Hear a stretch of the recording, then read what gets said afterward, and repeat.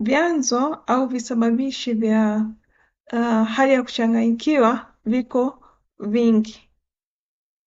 Mojawapo ni msongo mkubwa katika akili. Kwa mfano mtu amepitia stress kubwa kwa wakati mfupi. Kwa mfano mtu akawa amepoteza mpendwa wake kwa labda amefariki, au labda kama alikuwa ameolewa au ameoa, mpendwa wake kuachana na mume au mke, au mtu anaweza akawa amepitia unyanyasaji mkubwa au amepata ajali kubwa.